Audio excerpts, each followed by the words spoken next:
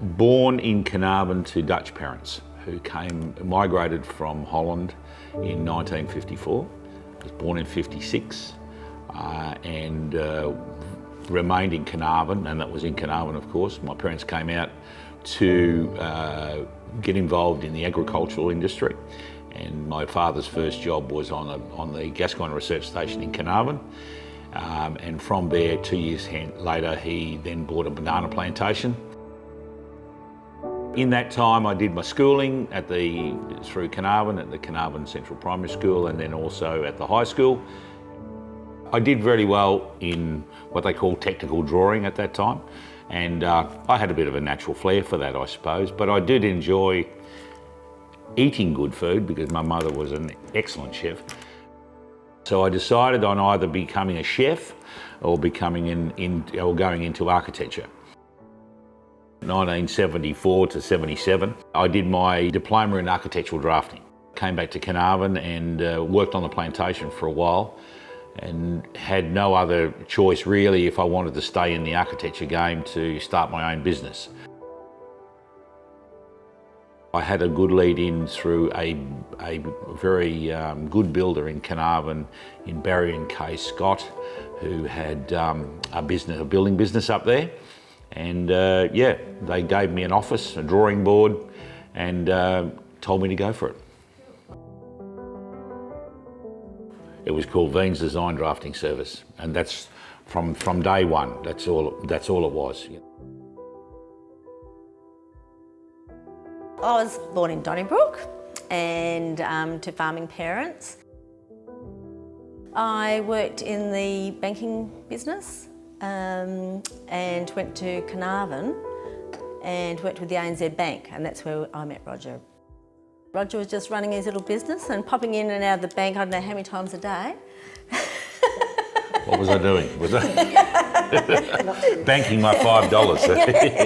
Yeah, something along those lines, yeah. Roger's business was going okay once I got in a relationship with Roger, and he'd done some quite considerable projects, but times were changing. It's when OTC had closed down, the research station had closed down, property values were going nowhere. In some ways, they were actually going down.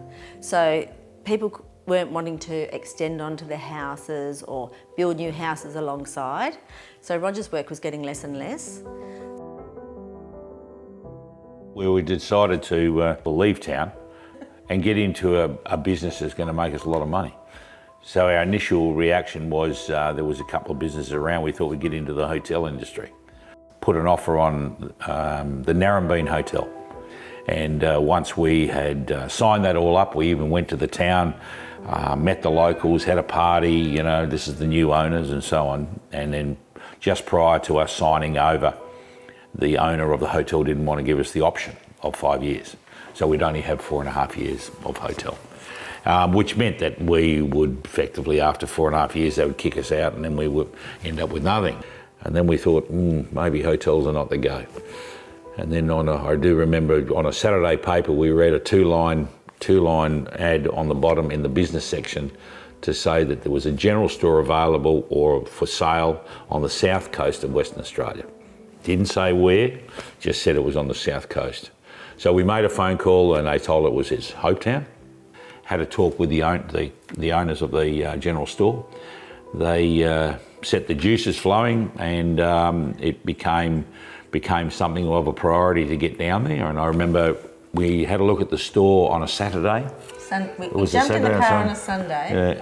We thought we'll have a cup of tea in Ravensthorpe just to kind of freshen ourselves up, get ourselves ready. So we went into the Ravensthorpe coffee shop. There's only one on the highway, and they said, "Oh, where are you off to?" I said, "We're going to Hopetown." "Oh, that's the arsehole of the earth. What do you want to go there for?" Okay. Here we go. Yeah, but we got down there and within 2 hours we'd signed an offer.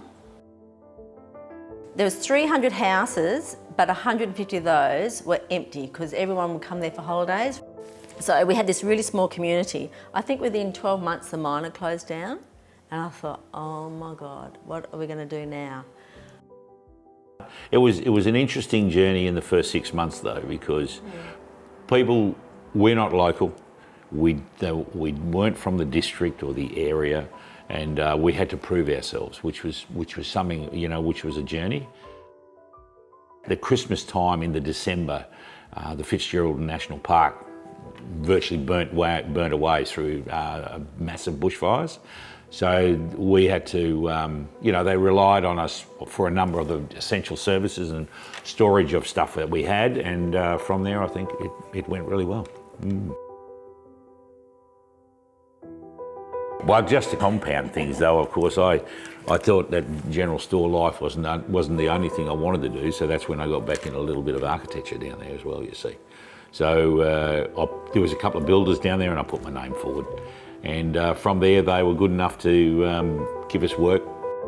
I did take my old drawing board that I had in Carnarvon with me, and I set that up in the bedroom. Actually, I was involved in designing many projects in the area, and we won our first award for the Pemberton Sports Centre. And we also worked on the Hopetown Motel, which was a rammed earth building. Turned out very well. And then when we moved to Bunbury, I was lucky enough to get the manager's job at TradeLink Plumbing Supplies. And we needed to get over here and move pretty quickly. So I remember we went and had a look at, I think, 11 houses in one day. We went back to a house twice in East Bunbury, and we said, well, if we've gone back there twice, we might like it, so we bought it. And that was our sort of introduction into Bunbury. I found Bunbury to be, you know, in a situation, it's not what you know, it's who you know. I've found that, and it was very important to make a conscious effort to become part of the community. And I met a lot of builders, I met a lot of plumbers, I met a lot of tradesmen, and that's the area that architecture is involved in. So through that, I was lucky enough to score a couple of jobs. One of them was my first job that I'd ever scored while I was there. Was a plumber who did a lot of work in Bunbury in Kerry James, and had his son Mark. And Kerry was one of the first purchasers of the first subdivision that was opened up in Marston Hill about 22 years ago. How first Marston Hill design. And I remember him coming in the office and he said to me, "Can you bloody draw?" And I said, "Yep." And he said, "Well, I bought this land, I want to build some units on there." And really the rest is history, you know, and from there I thought, I did that actually by hand while I was, after I'd left TradeLink.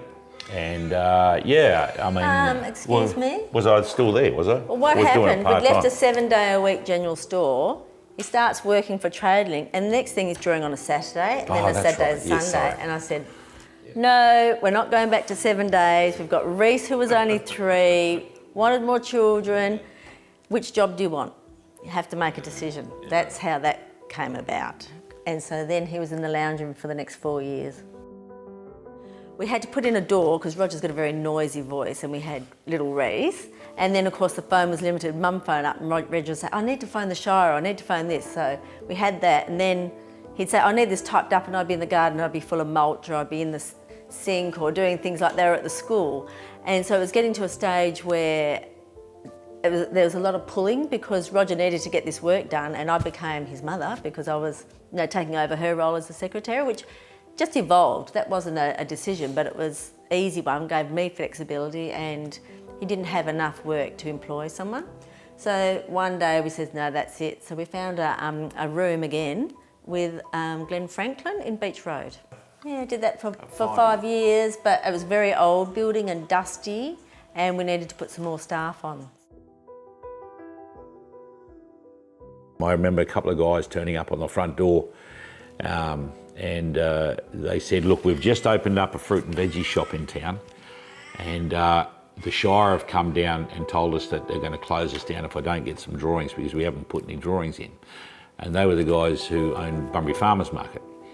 And that would be, it'd be 18 years ago now. And I remember both Kevin and Graham coming to the front door. And from there, we've had an ongoing relationship, and working with them to where they are today, which is a hugely successful business. But that was a transition also between drawing with a drawing board and onto computers. And we had to We actually went onto a new computer system and started from what was then called AutoCAD, which I went back to college to learn how to draw. So it was a bit of a challenge. But yeah, look, we got through that, and then after that it got busier and busier. So we decided to, we found this place through commercial realty near Guppy Park. It's not only Bunbury, but I've also been lucky enough to do work all around the state, which I feel blessed about.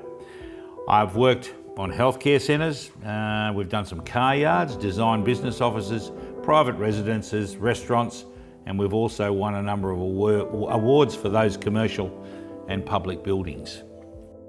And it's a privilege to have worked with so many people and good people over our 40 years, and them being part of the Veen's design journey.